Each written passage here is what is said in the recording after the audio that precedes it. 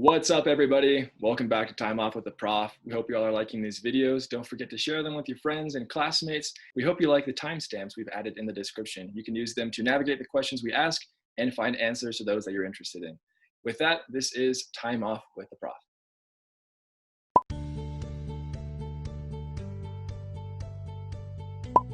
Hello, everyone. Welcome back to yet another episode of Time Off with the Prof. Today, I'm excited to introduce to you a distinguished member of the Art and Art History Department. Professor, would you mind introducing yourself, including your name, pronouns, and your favorite spot on campus? My name is Alexander Nemerov, he, him. I'm the chair of the Art and Art History Department at Stanford. This is going to be my 9th year at Stanford. My favorite place on campus is, I believe, Green Library in many of its spaces. Oh, I definitely agree. Green Library was my go-to place to study. Which part, Kason? I loved actually going into the basements.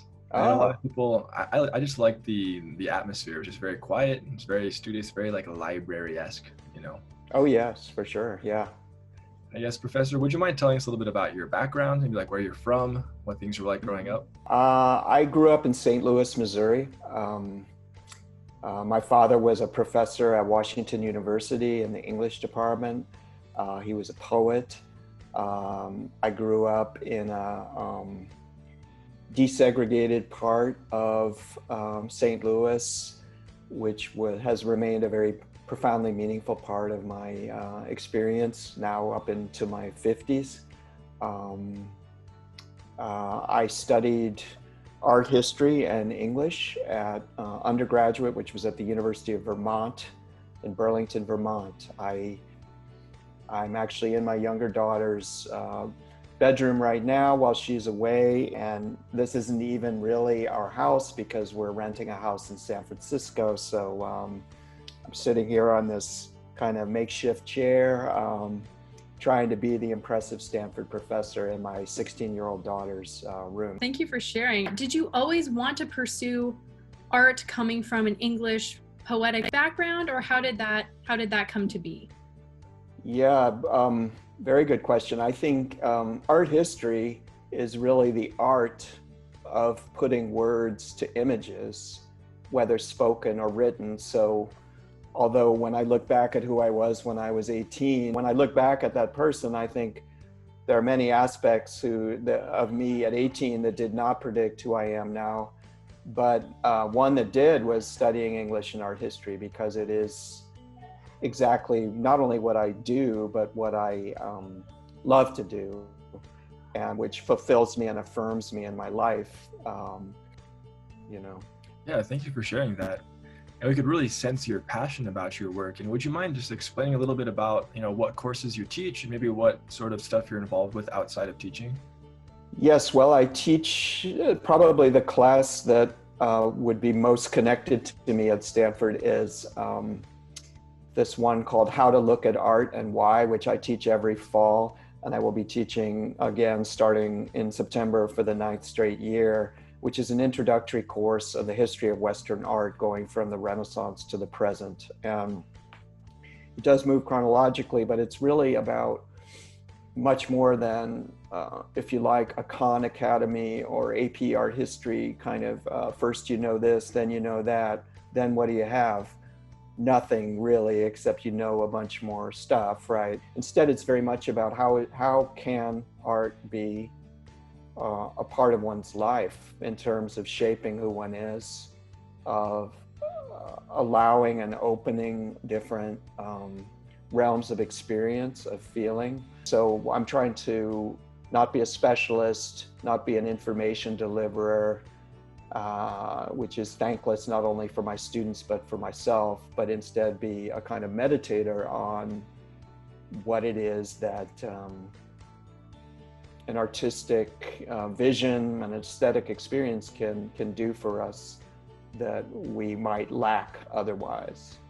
So what advice might you have for any frosh, but particularly one who's thinking about, should art and art history be a part of my Stanford experience? Well, I would say take take my class and see what you think.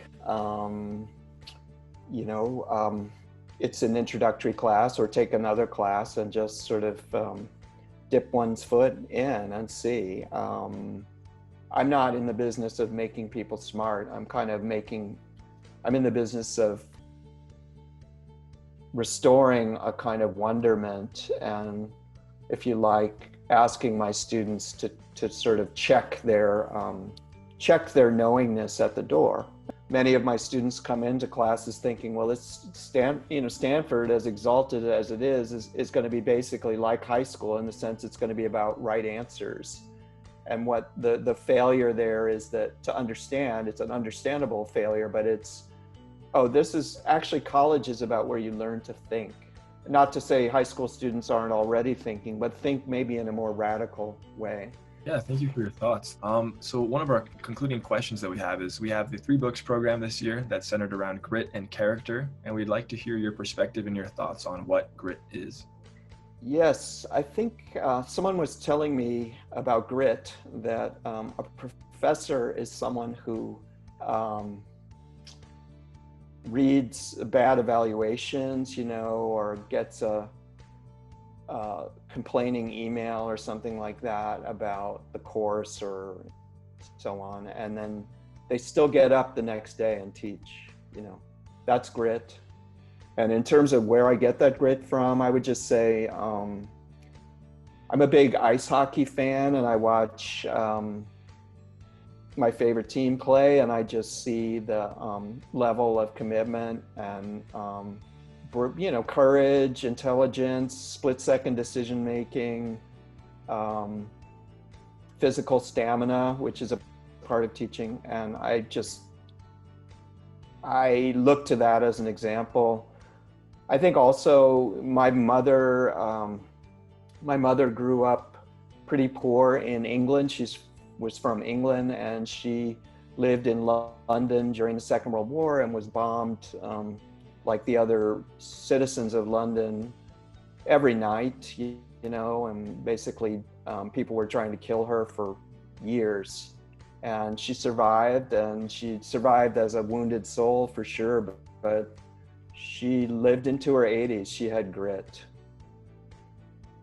Thank you so much for sharing that. And so as our final question, I was just wondering, what advice might you have for frosh coming into an online school environment? You said your daughter is doing the same thing, and maybe a really important element that I think you pointed out is combating that performative intelligence, like that sense of what they think a Stanford student should be.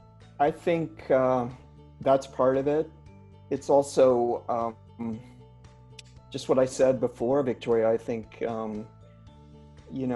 avowing your passion, discovering it, which in one sense sounds just like the stuff of any standard inspirational speech at any freshman event or in any booklet about a university for prospective students, etc. So I'm aware of that, but boy, the opposite of that is bad, where you become alienated from your classes, from the idea of instruction itself. And well, that was our last question. We're very grateful that you're able to join us for an interview. We found that very insightful and very inspiring. And if you can just hold on, after we end the recording, we'll talk with you really briefly. Yes, sure. We're really grateful that you came, and we'll see you in the fall. Okay, thank you. My pleasure.